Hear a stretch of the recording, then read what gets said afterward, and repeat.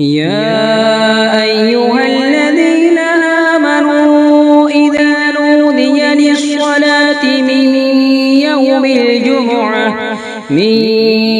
الجمعة فاسعوا إلى ذكر الله وذروا البيع ذلكم خير لكم إن كنتم تعلمون. إن الحمد لله نحمده ونستعينه ونستغفره ونؤمن به ونتوكل عليه ونعوذ بالله من شرور أنفسنا ومن سيئات أعمالنا من يهده الله فلا مضل له ومن يضلل فلا هادي له وأشهد أن لا إله إلا الله وحده لا شريك له وأشهد أن محمدا عبده ورسوله. أما بعد فإن خير الحديث كتاب الله وخير الهدي هدي محمد صلى الله عليه وسلم وشر الأمور محدثاتها وكل محدثة بدعة وكل بدعة ضلالة وكل ضلالة في النار. فأعوذ بالله السميع العليم من الشيطان الرجيم. بسم الله الرحمن الرحيم. يا أيها الذين آمنوا اتقوا الله حق تقاته ولا تموتن إلا وأنتم مسلمون. يا أيها الناس اتقوا ربكم الذي خلقكم من نفس واحدة وخلق منها زوجها وبث منهما رجالا كثيرا ونساء واتقوا الله الذي تساءلون به والأرحام إن الله كان عليكم رقيبا. يا أيها الذين آمنوا اتقوا الله وقولوا قولا سديدا يصلح لكم أعمالكم ويغفر لكم ذنوبكم ومن يطع الله ورسوله فقد فاز فوزا عظيما. رب زدني علما رب اشرح لي صدري ويسر لي أمري واحلل عقدة من لساني يفقهوا قولي. تمام قسم کی بڑائی کبریائی حمد و ثنا تسبیح و تمجید تکبیر و تحلیل صرف اللہ رب العزت والجلال کے لیے ہے جو اس دنیا کا خالق ہے، ہم سب کا مالک اور رازق ہے. اور بیش بہا درود و سلام نبی آخر الزماں جناب محمد ابن عبداللہ صلی اللہ علیہ وسلم کے ذات گرامی پر، جنہیں اللہ تعالیٰ نے رحمت للعالمین، بشیر و نذیر اور ہادی و مرشد بنا کر مبعوث فرمایا ہے.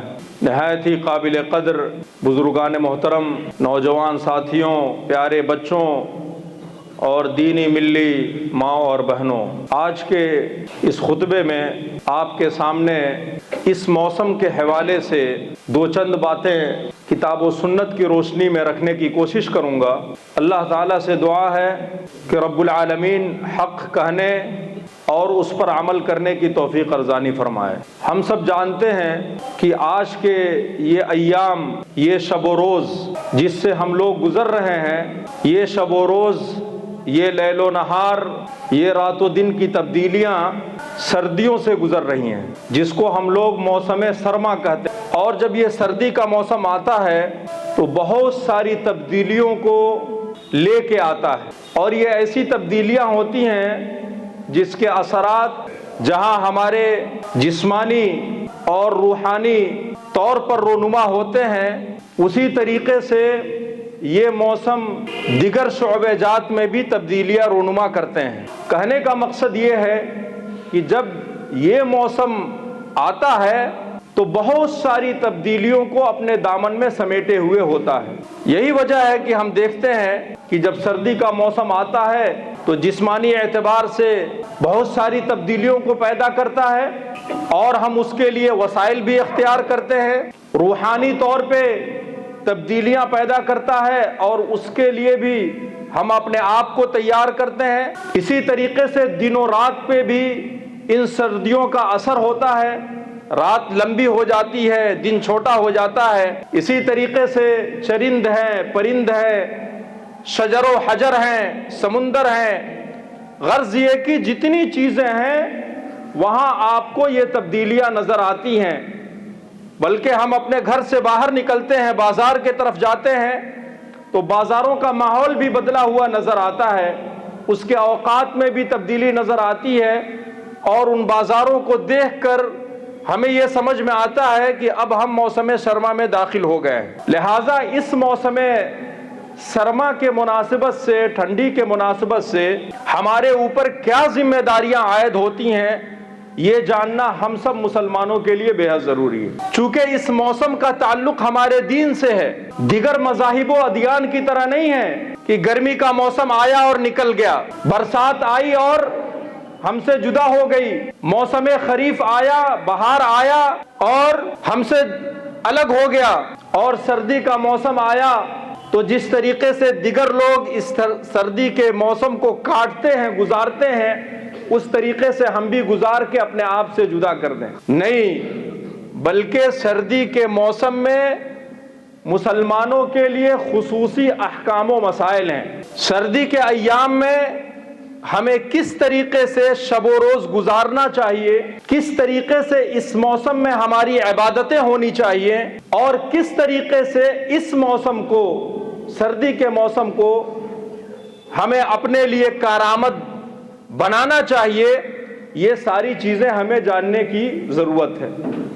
میں اپنے اس موضوع میں جانے سے پہلے ایک بات کی طرف اشارہ کرتا چلوں کہ بہت سارے ایسے ہمارے بھائی ہیں جب سردی کی موسم میں داخل ہوتے ہیں اور یہ سردی اپنے شباب کو پہنچتی ہے، جس کو ہم لوگ کڑاکے کی سردی کہتے ہیں، یا جس موسم سے ہم لوگ ابھی ایک ہفتے سے دو چار ہیں، ایسی سردی آتی ہے تو ہم لوگ اس سردی کو برا بھلا کہتے ہیں۔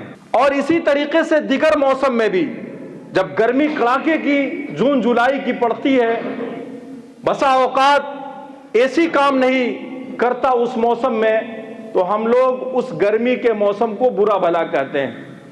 یا اسی طریقے سے جب بارش کے ایام آتے ہیں، سرد بارش ہوتی ہے، ندی نالے سب بھر جاتے ہیں، سیلاب کی صورتحال اختیار کر جاتا ہے، تو ہم لوگ اس موسم کو برا بھلا کہتے ہیں۔ ہمیں یہ بات معلوم ہونا چاہیے کہ کوئی بھی تبدیلی یا کوئی بھی موسم اللہ رب العزت والجلال کے اجازت کے بغیر نہیں آتا ہے۔ اسی لیے حدیث پاک میں آتا ہے، اللہ رب العزت ارشاد فرماتا ہے کہ یؤذینی ابن آدم، ابن آدم ہمیں نقصان پہنچاتا ہے، تکلیف پہنچاتا ہے۔ کس انداز سے؟ ہم سب جانتے ہیں کہ اللہ رب العزت والجلال کو کوئی چیز نقصان نہیں پہنچا سکتی۔ ہمارا یہ عقیدہ ہے کہ اللہ رب العزت والجلال کو تکلیف پہنچانا تو دور کی بات ہے، ہم اس کے خلاف گمان پال کے بھی، ہم کسی طرح کا اس کی شان میں گستاخی کر کے بھی ہم اس کا کوئی نقصان نہیں پہنچا سکتے۔ یہ سب نقصان ہمیں پہنچے گا، کرنے والے کو پہنچے گا، لیکن سمجھنے کے لیے اللہ رب العزت والجلال ارشاد فرماتا ہے کہ یؤذینی ابن آدم، ابن آدم ہمیں تکلیف پہنچاتا ہے، اس کے کردار سے، اس کے گفتار سے اللہ تعالیٰ کہتا ہے کہ ہمیں اس وقت تکلیف پہنچتی ہے جب یہ زمانے کو برا بھلا کہتا ہے، وقت کو برا بھلا کہتا ہے۔ جیسے سردی کا موسم ہے، آپ نے سنا ہوگا بہت سارے لوگ ابتدائی موسم میں کہتے نظر آئے کہ اس سال سرد پڑے گی ہی نہیں۔ بطور خاص جب یہ آخری مہینہ دسمبر کا رخصت ہو رہا تھا تو لوگوں نے اپنا اپنا مہر لگانا شروع کر دیا کہ اب سردی نہیں پڑ سکتی۔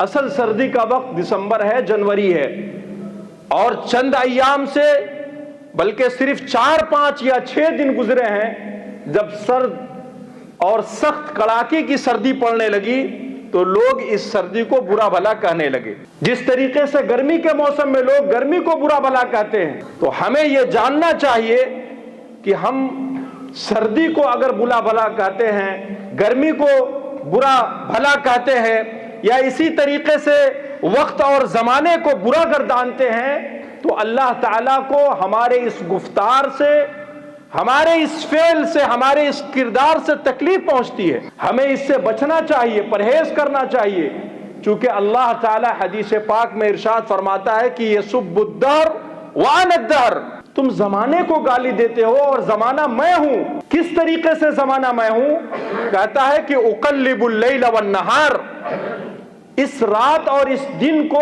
الٹ پھیر کرنے والا میں ہوں. میں ہی اس موسم کو تبدیل کرتا ہوں، میں ہی زمانے کے اندر تغیرات پیدا کرتا ہوں، میں ہی رات کو بڑا اور دن کو چھوٹا کرتا ہوں، میں ہی سردی لاتا ہوں اور میرے ہی حکم سے بارش نازل ہوتی ہے اور میرے ہی اذن سے سخت پر سردی پڑتی ہے. اس لیے ہمیں اس زمانے کو برا بھلا نہیں کہنا چاہیے. اسی طریقے سے بہت سارے ہمارے بھائی ہیں، جب وہ کسی پریشانی میں پڑتے ہیں، کسی بیماری میں پڑتے ہیں، کسی بخار میں پڑتے ہیں، تو وہ اس بیماری کو، اس بخار کو برا بھلا کہتے ہیں، جس طریقے سے وہ اوقات کو برا بھلا کہتے ہیں. پیارے نبی صلی اللہ علیہ وسلم نے ہمیں ادب سکھایا، طریقہ سکھایا، ہمیں تعلیمات دی کہ ان چیزوں سے کس طریقے سے نپٹنا ہے. سردی کا موسم آئے تو ہمارا کیا معمول ہونا چاہیے، جب سخت بارش ہو تو کیا معمول ہونا چاہیے، گرمی کے موسم آئے تو اس میں ہمارا کردار کیا ہونا چاہیے. ایک آدمی سخت بخار سے دوچار ہے، سخت بیماری سے گزر رہا ہے، ایسے عالم میں اس کا کردار کیا ہونا چاہیے. پیارے نبی صلی اللہ علیہ وسلم نے ان تمام چیزوں کے طرف ہدایت فرمائی، کسی میدان کو خالی نہیں چھوڑا. ہر چیز کے تعلق سے خصوصی ہدایتیں موجود ہیں تاکہ ہم اسے اپنا کے اللہ کا تقرب حاصل کر سکیں، اسے اپنا کے اللہ رب العالمین کو راضی کر سکیں، اسے اپنا کے ہم اپنے جنت کے راستے کو ہموار کر سکیں. جہاں تک بیماریوں کا مسئلہ ہے تو ہم سب جانتے ہیں کہ بخار یہ عام بیماری ہے، لیکن اس عام کے ساتھ ساتھ یہ بڑی خاص بھی ہو جاتی ہے، بلکہ بعض اطباء کہتے ہیں کہ یہ ام الامراض ہے. پیٹ کی بیماری، بخار کی بیماری، یہ تمام برائیوں کی جڑ ہے. بخار جب انسان کو لاحق ہوتی ہے تو اس کے بہت سارے اسباب ہوتے ہیں. بعض اسباب ایسے ہوتے ہیں جو بڑے خطرناک ہوتے ہیں. جب انسان بخار میں مبتلا ہوتا ہے تو اس بخار کی تپش کو اور اس بخار کی شدت کو برداشت نہیں کر پاتا اور اس بخار کو برا بھلا کہتا ہے، جبکہ اس کا یہ ایمان اور اس کا یہ عقیدہ ہونا چاہیے کہ پیارے نبی صلی اللہ علیہ وسلم کا یہ فرمان ہے کہ بخار انسانوں کو گناہوں سے پاک اور صاف کر دیتی ہے. جس طریقے سے ہم دیکھتے ہیں کہ ایک لوہار لوہے کو بھٹی میں ڈال کے نکالتا ہے تو وہ لوہا بالکل صاف ستھرا ہو جاتا ہے. وہ زنک آلود لوہا بھٹی میں ڈالنے اور اس کی صفائی کرنے کی وجہ سے بالکل بھلا چنگا ہو جاتا ہے.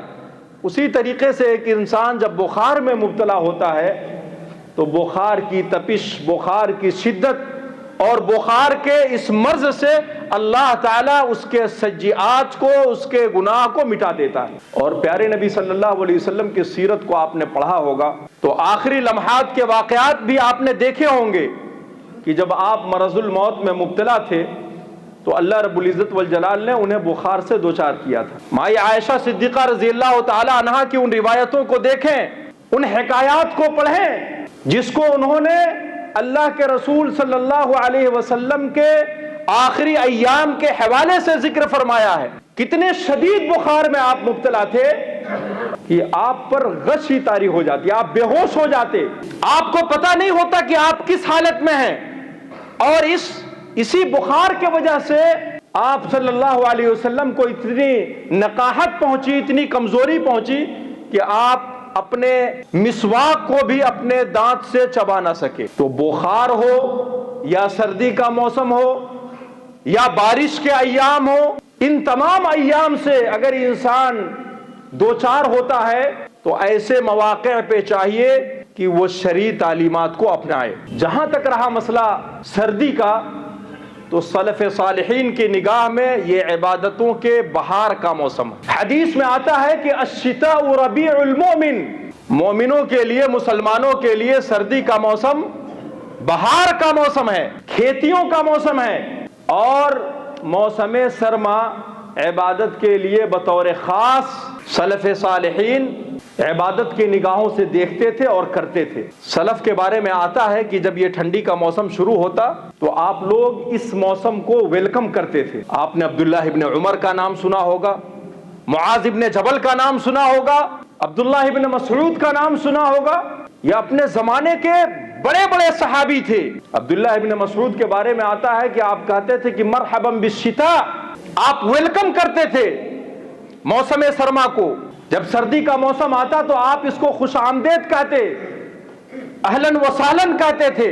اتنی زیادہ اس موسم سے محبت تھی اور اتنی زیادہ اس موسم کے اندر عبادت کا اہتمام کرتے کہ آپ لوگ یعنی صحابہ کرام رمضان کی طرح اس مہینے اور اس موسم کا بھی انتظار کرتے تھے. جس طریقے سے رمضان کا مہینہ یہ تربیت کا مہینہ، یہ ٹریننگ کا مہینہ، یہ پورا مہینہ ہمارے زندگی کے اندر ایک بڑی تبدیلی رونما کرتا ہے، اسی طریقے سے یہ سردی کا موسم ہمارے اندر ایک خصوصی تبدیلی پیدا کرتا ہے.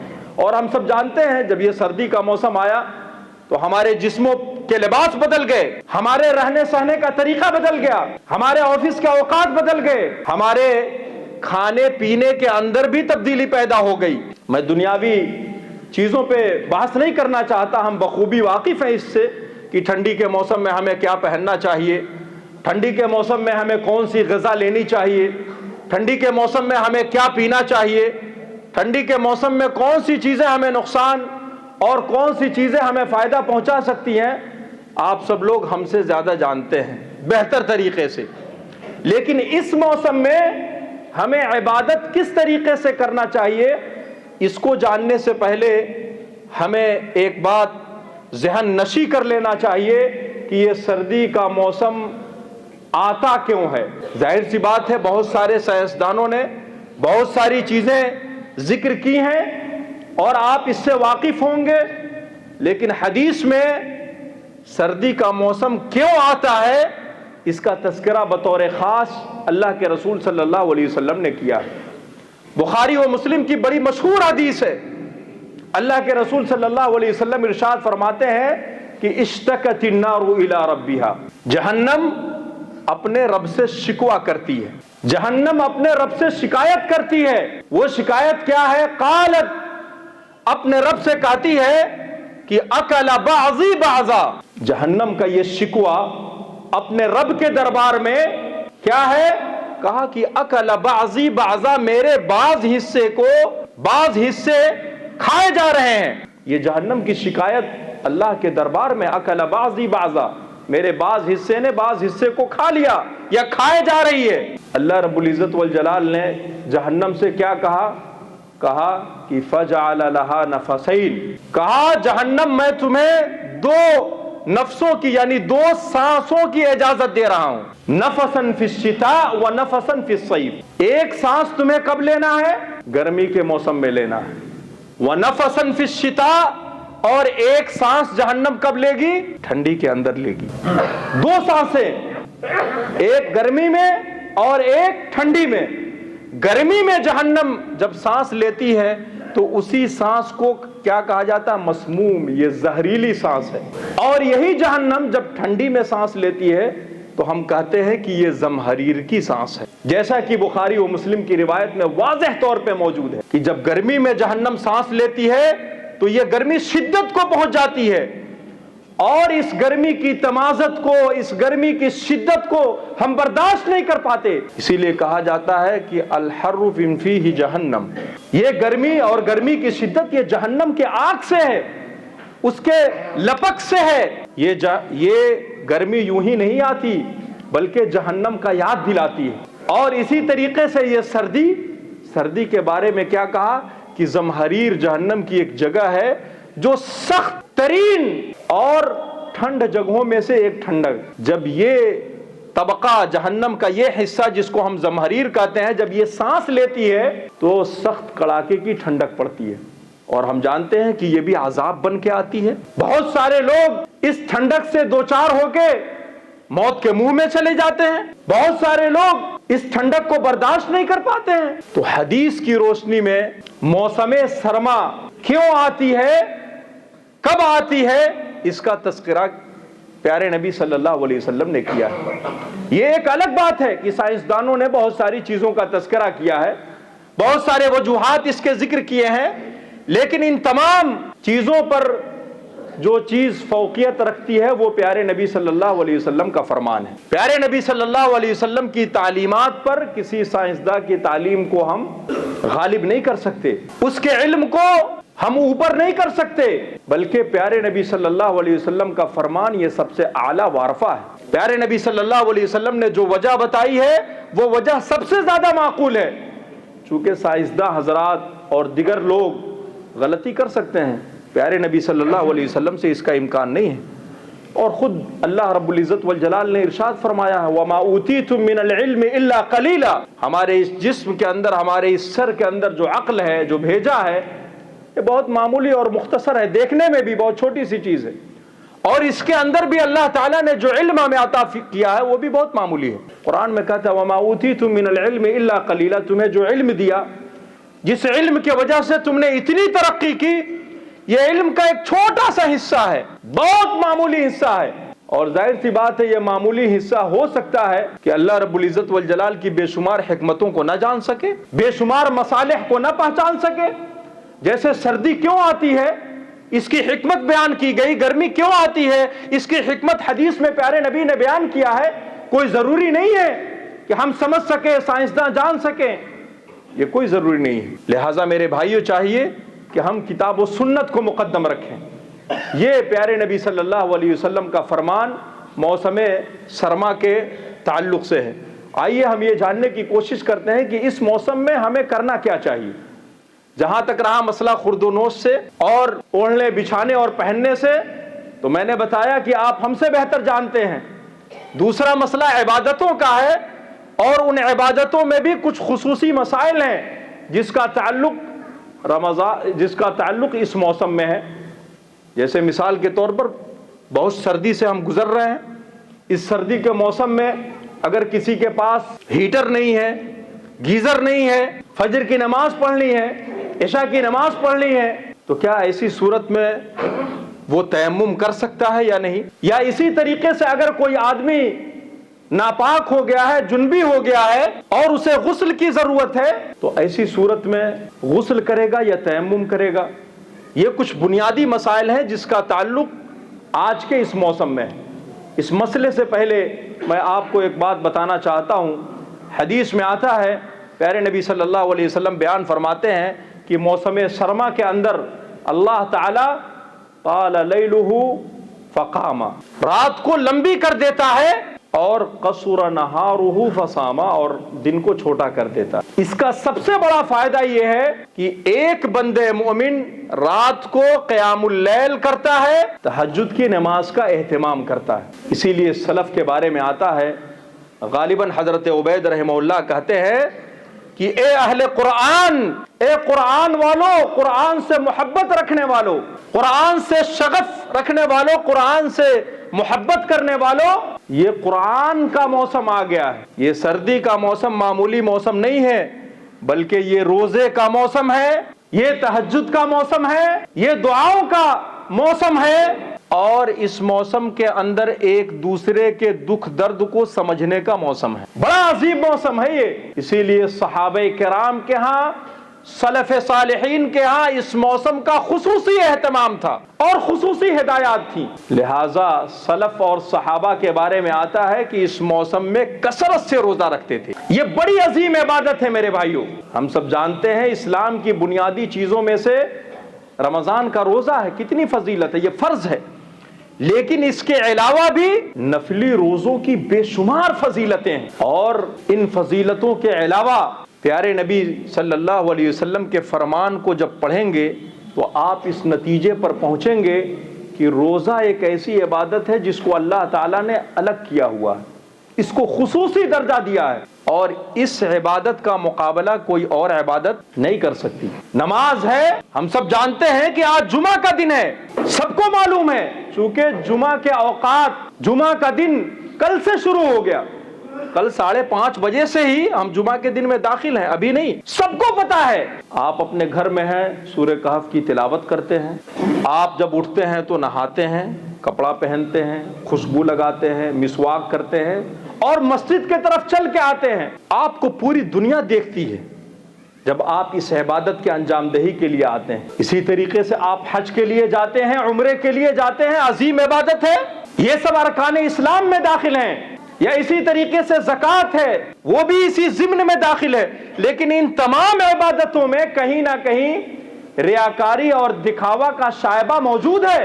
آپ گھر سے نکل کے آئے، اچھا کپڑا پہنے، کوئی دیکھ کے کہے گا یہ نماز کے لیے جا رہے ہیں، لیکن آپ روزے سے ہیں یا نہیں ہیں کوئی دیکھ کے بتا نہیں سکتا ہے۔ آج جب آپ اپنے گھر سے نکلے تو دیکھنے والا کہہ سکتا ہے کہ آپ نماز کے لیے جا رہے ہیں، لیکن وہ یہ نہیں بتا سکتا کہ آپ روزے سے ہیں یا روزے سے نہیں ہیں۔ اسی لیے اللہ رب العزت والجلال نے اس روزے کے بارے میں کہا کہ الصوم لی وانا اجزی بہ، بندے مومن روزہ صرف میرے لیے رکھتا ہے، چنانچہ میں ہی اس کا بدلہ دوں گا، اور اس کی کوئی لمیٹیشن نہیں ہے، اس نے صرف میری رضا کے لیے اور میری خوشنودی کے لیے اس عبادت کو انجام دیا، چنانچہ میں ہی اس کا بدلہ دوں گا اور اس کی کوئی لمیٹیشن نہیں ہے۔ اتنی عظیم عبادت۔ اور ایک حدیث میں آتا الصوم جنہ، الصوم جنہ، یہ روزہ ڈھال ہے، کس چیز سے؟ برائیوں سے بچاتا ہے، ہمارے اپنے نفس کے خواہشات کو کچلتا ہے، اور جہنم سے بچنے اور بچانے کا ذریعہ ہے یہ روزہ۔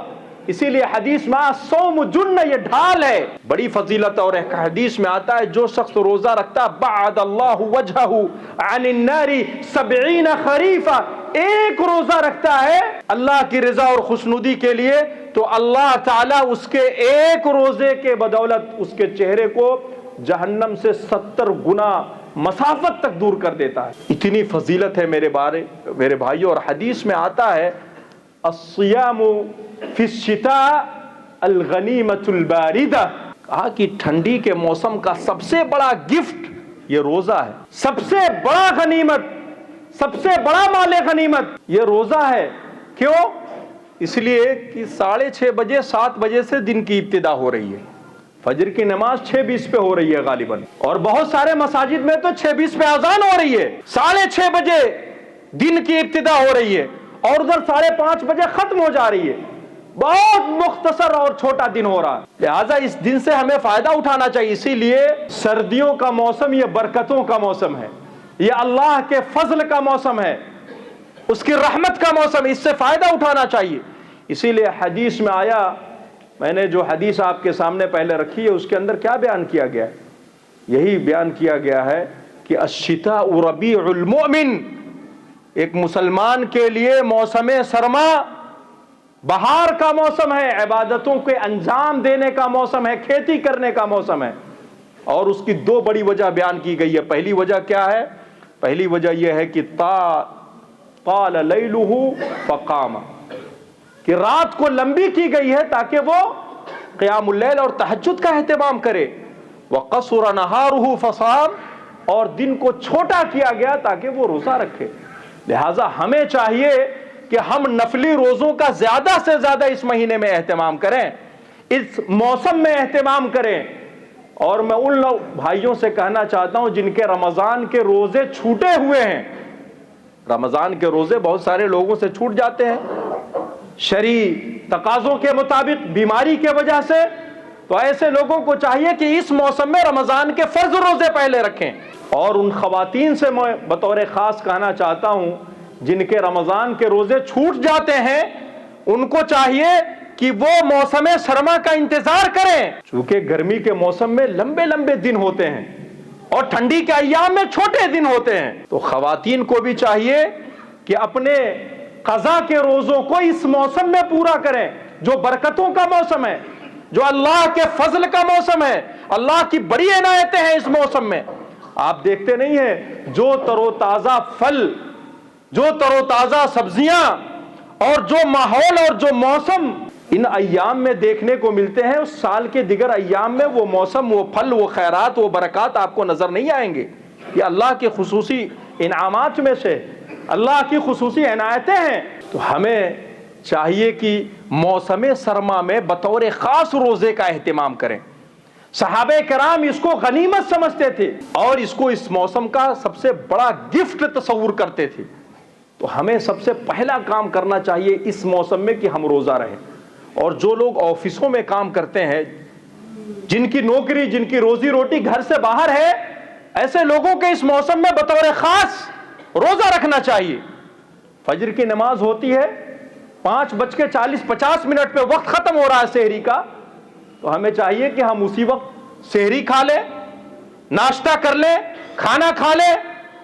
اس طریقے سے آپ لنچ سے بچ جائیں گے اور آفس کا اور آپ کے کام کا یہ سفر آسان ہو جائے گا۔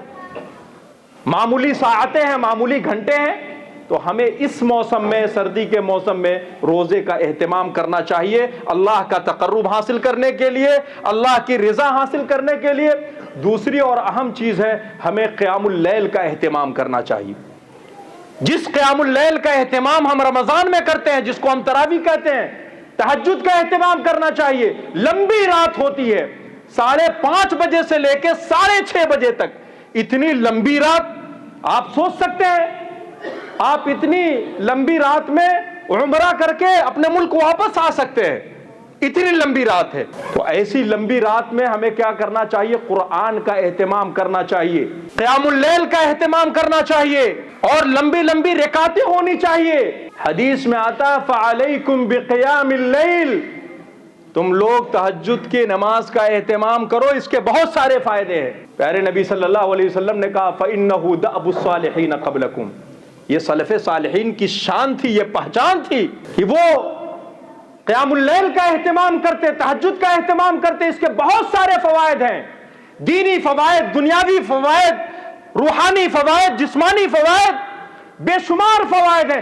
سب سے پہلا فائدہ کیا ہے؟ قربۃ الی ربکم، اللہ سے تقرب حاصل کرنے کا سب سے بڑا ذریعہ کہ آپ تہجد کی نماز آخری پہر میں پڑھیں۔ ومنہاۃ للآثام، اور برائیوں سے بچنے کا سب سے بڑا ذریعہ ہے کہ آپ تہجد کی نماز کا اہتمام کریں۔ ومرضات للرب، اور اللہ کی خوشنودی حاصل کرنے کے لیے سب سے بڑا ذریعہ یہ ہے کہ آپ تہجد کا اہتمام کریں۔ اور اس کے فائدے جانتے ہیں ایک اور کیا ہے؟ اس کے فائدوں میں سے ایک فائدہ یہ ہے کہ مطردۃ للداء للشیطان ومطردۃ للداء عن الجسد، کہ جسمانی بیماریوں سے بھی آپ کو تہجد کی نماز چھٹکارا دلائے گی۔ اتنا بڑا فائدہ ہے اس نماز کا۔ اسی لیے حدیث میں آتا ہے کہ جو شخص آخری پہر میں اللہ کو یاد فرماتا ہے، اللہ سے دعائیں کرتا ہے، اللہ تعالیٰ اس کی فریاد کو سنتا ہے، اسے خالی ہاتھ واپس نہیں کرتا۔ بلکہ ایک حدیث میں آتا ہے کہ سردی کے موسم میں، یہ عمومی حدیثیں آپ کے سامنے نہیں رکھ رہا ہوں، یہ ساری ایسی حدیثیں ہیں جس کا تعلق موسم سرما سے ہے، سردی کے موسم سے ہے۔ ہم ساری دنیا کی پلاننگ کرتے ہیں کہ سردی میں چھٹی یہاں گزارنی ہے، سردی میں ہمیں یہ کپڑا خریدنا ہے، سردی میں فلاں جگہ پکنک پہ جانا ہے، لیکن عبادت کے تعلق سے کوئی اہتمام نہیں ہے۔ اس کے لیے بھی خصوصی چارٹ اور جدول ہمارے پاس ہونا چاہیے جس کے مطابق ہم زندگی گزاریں۔ آپ اتنی لمبی رات ہے، آپ اگر 11 بجے بھی سوتے ہیں تو 5 بجے اٹھ سکتے ہیں تہجد کی نماز کے لیے۔ 1 گھنٹہ، پون گھنٹہ بہت ہے آپ کے لیے۔ حدیث پاک میں آتا ہے کہ آخری پہر میں اگر کوئی انسان اپنے رب کو پکارتا ہے تو اللہ تعالیٰ اپنے فرشتوں کو گواہ بناتا ہے۔ بلکہ ایک حدیث میں آتا ہے اس موسم سرما کے بارے میں پیارے نبی صلی اللہ علیہ وسلم بیان فرماتے ہیں کہ اگر کوئی شخص رات کی سردی کو قربان کرتا ہے، اپنے نرم و گداز اور گرم لحاف کو چھوڑ کر وضو کی طرف بڑھتا ہے اور وضو کی ابتدا کرتا ہے، اپنا ہاتھ دھلتا ہے، تو اللہ تعالیٰ پہلے گرہ کو ختم فرما دیتا ہے۔ جب منہ دھلتا ہے تو پہلا گرہ ختم ہو جاتا، دوسرا ختم ہو جاتا ہے۔ جب سر کا مسح کرتا ہے تو تیسرا گرہ ختم ہو جاتا ہے۔ جب پیر دھلتا ہے تو چوتھا گرہ ختم ہو جاتا ہے۔ شیطان جس طریقے سے اس پہ قابض اور حاوی ہوتا ہے وضو کرنے کی وجہ سے، اللہ تعالیٰ اس کو ختم فرما دیتا ہے۔ اور اللہ تعالیٰ فخر سے فرشتوں کے سامنے اس کا تذکرہ کرتا ہے اور فرشتوں سے پوچھتا ہے کہ اس آدمی نے ایسا کیوں کیا؟ تو وہ کہتے ہیں کہ اللہ تیری رضا کے لیے اس نے کیا۔ تو اللہ تعالیٰ فرشتوں کو گواہ بناتا ہے، کہتا ہے تم گواہ رہنا، یہ مجھ سے جن جن چیزوں کا سوال کرتا ہے ساری چیزوں کو میں نے قبول کر لیا ہے۔ اس کے ہاتھ کو ہم خالی واپس کرنے والے نہیں ہیں۔ اللہ رب العزت والجلال یہی نہیں کہ ان بشارتوں کو سنایا بلکہ مسلمانوں اور مومنوں کی صفات کا حصہ بنایا تہجد کی نماز کو، اور قرآن میں تذکرہ فرمایا کانوا قلیلا من اللیل ما یہجعون، ان کی صفت بیان فرمائی کہا کہ رات میں یہ تھوڑے وقت کے لیے صرف سوتے ہیں۔ اور سورہ فرقان میں جہاں اللہ تعالیٰ نے مومنوں کی صفات کا تذکرہ فرمایا، اسی ضمن میں یہ بیان فرمایا والذین یبیتون لربہم سجدا وقیاما، یہ لوگ اپنی راتوں کو سجدوں میں گزارتے ہیں، قیام میں گزارتے ہیں، تہجد کی نماز میں گزارتے ہیں۔ یہ ایک مسلمان کی شان ہے میرے بھائیو، ایک مسلمان کی پہچان ہے۔ اسی طریقے سے اس موسم میں ہمیں اللہ رب العزت والجلال سے حسن ظن بطور خاص رکھنا چاہیے، بطور خاص رکھنا چاہیے، چونکہ اللہ تعالیٰ بیان فرماتا ہے کہ میرا جو بندہ میرے تعلق سے جیسا گمان رکھتا ہے میں اسے ویسے عطا فرماتا ہوں۔ بہت سارے لوگ ہیں جو بدگمانی کے شکار ہیں، ہمیشہ اللہ کی ذات سے بدگمانی پالے رکھتے ہیں، برائیوں میں مبتلا ہیں، برے اوقات سے گزر رہے ہیں، تو وہ اللہ تعالیٰ سے بدگمانی پالتے ہیں۔ وہ یہ نہیں سمجھتے کہ آپ ان برے اوقات سے اس لیے گزر رہے ہیں کہ آپ کے اعمال درست نہیں ہیں، آپ کے بدعمالیوں کے وجہ سے آپ کے یہ اوقات برے گزر رہے ہیں، یہ اللہ رب العزت والجلال کے وجہ سے نہیں گزر رہے ہیں۔ تو اللہ تعالیٰ سے بدگمانی پال لیتے ہیں۔ اس بدگمانیوں کو دور کرنے کی ضرورت ہے، اور ساتھ ہی ساتھ اللہ رب العزت والجلال سے دعا کرنے کی ضرورت ہے، چونکہ دعا کے اندر جو تاثیر ہے دنیا کے کسی چیز میں وہ تاثیر موجود نہیں ہے۔ آخری حدیث آپ کے سامنے رکھ کے میں آپ سے رخصت ہوتا ہوں۔ بروز قیامت جب ہمارے اعمال کا وزن کیا جائے گا، آپ کو معلوم ہونا چاہیے کہ قیامت کے دن ہماری نیکیوں کی گنتی نہیں ہوگی بلکہ نیکیوں کو وزن کیا جائے گا۔ تو جب نیکیوں کا وزن کیا جائے گا اور گناہ کا پلہ بھاری پڑ جائے گا اور ہماری نیکیاں اور ہماری یہ حسنات ہلکے پڑ جائیں گے، تو اللہ تعالی خاموشی سے چپکے سے کچھ ایسی نیکیوں کو نکال کے ترازو میں رکھے گا جس سے ہمارے حسنات بڑے بلند ہو جائیں گے۔ آدمی اللہ تعالیٰ سے پوچھے گا، کہے گا اللہ تعالیٰ تو نے اس نیکیوں میں، ان نیکیوں میں کس چیز کو شامل کیا جس کے وجہ سے ہماری نیکیاں اتنی زیادہ بڑھ گئی؟ تو اللہ تعالیٰ کہے گا کہ یہ تمہاری وہ دعائیں ہیں جو قبول نہیں ہوئی، تم نے دعائیں کی ہیں، ان دعاؤں کے نتیجے میں ہم نے تمہارے میزان کو اتنا بلند کیا ہے۔